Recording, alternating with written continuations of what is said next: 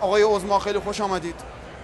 ولی با توجه به اینکه الان یه خورده وضعیتتون درامه، ممکنه سرتون گیج بره، همینجا بخورین زمین یهو فینت کنین، خواهش میکنم بفرمایید بشینید تا من برنامه رو خدمتتون بگم. خواهش میکنم بفرمایید. بله. خب آقای عظما ضمن خوش آمدگویی، ولی از اونجایی که احساس میکنم سر جریانات انتخابات یه خورده‌ای تو حال و هوای گیج و گمی به سر میبرین، میخوام یه آهنگ تکنو براتون بذارم که از اون حال و هوا در بیاد، همونو با هم دیگه ببره کجا؟ فضا. آماده‌ای؟ به یکی اومد. 3 2 1 بیا.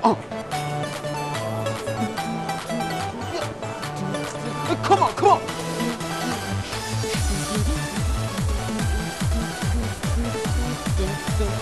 عظما بیا عظما.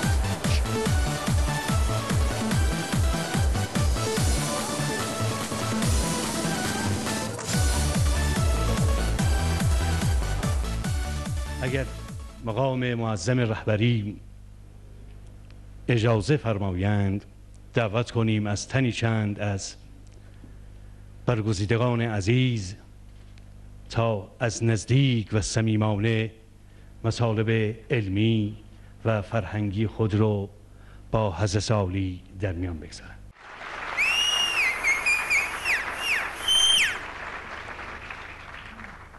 دعوت می‌کنیم از نقاش چیره دست. بله، من اسمم نقاشه، فامیلیم هم چیره دسته. از اینکه مدعوت شدم تا توجه شما را به فرمایشات خودم به چسبانم است، عرض ارادتمند مدارعی دارم بیاید است. این نوشته دارم که بخواستم براتون بخونم، از رو کاغذم میخونم. لبخند بهانه است برای زیباتر شدن.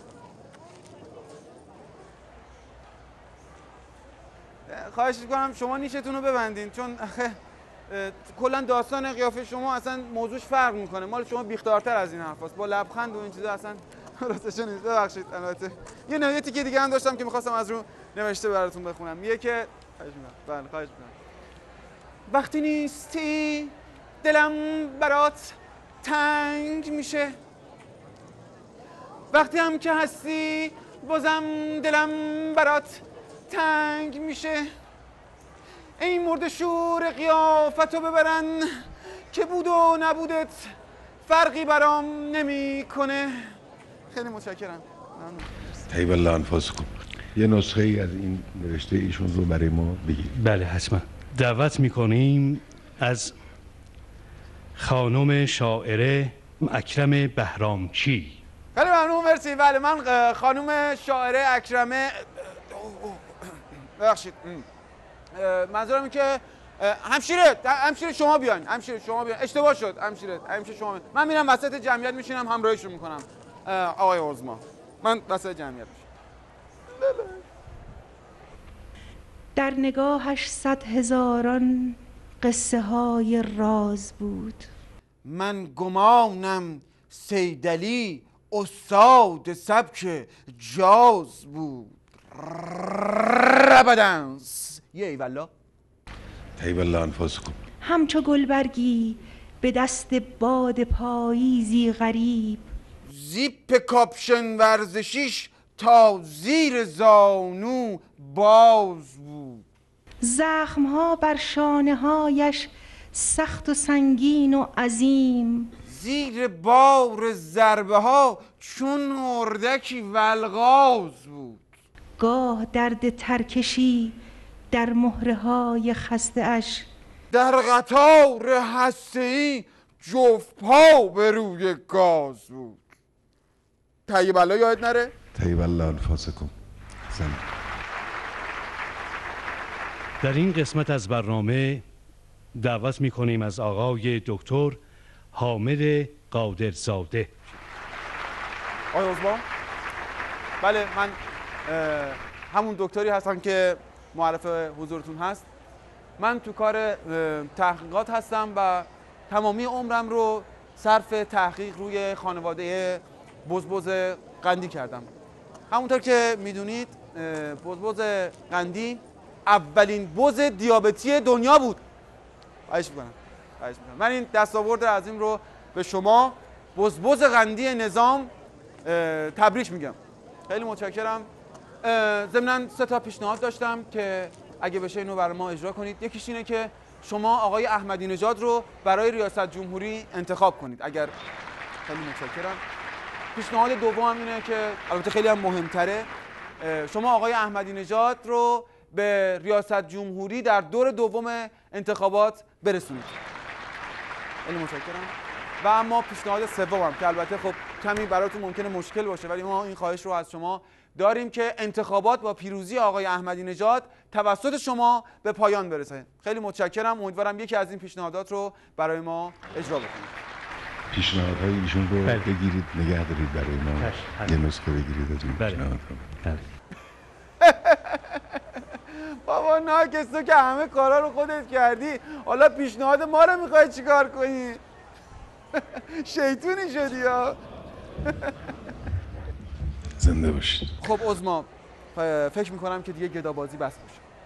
الان تو این سفری که کردید همه متوجه شدند که شما چقدر اینجا شما رو تحویل گرفتن. اگر حرفی دارید بزنید، وگرنه من بیام اونجا خدمت برسم شما رو بزنم. بسیار جلسه شیوا و دلنشینی است این جلسه برای من. اگرچه بیانات خوبی، شافی و وافی، کافی و مافی و شافی و وافی و چه میدونم شکلات تافی و کنج سجافی و همینجوری واسه خودت میبافی و مثل که خسته شدی داری گیج میزنی. آقای عظما، من هیچ خسته نیستم و آماده هستم، آماده بودم. خب اگر خسته نیستین آماده، خب پاشو کاس کمچه رو جمع کن بریم خلاصه یه کوی موی خلاصه لنگات وا بشه دیگه. واسط بریم یه لنگ پاشو بریم.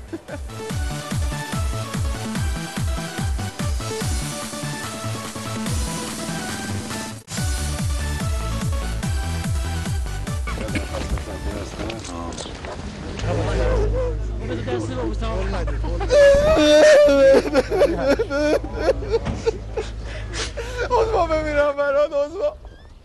عوامت که منو بابینا عوامتم که از بیرون در آوردن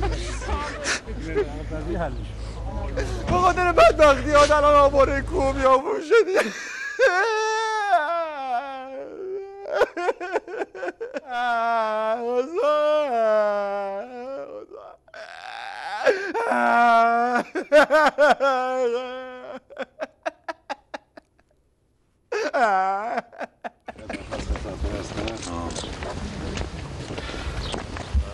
اوزی اومدی اینجا؟ سلام علیکم.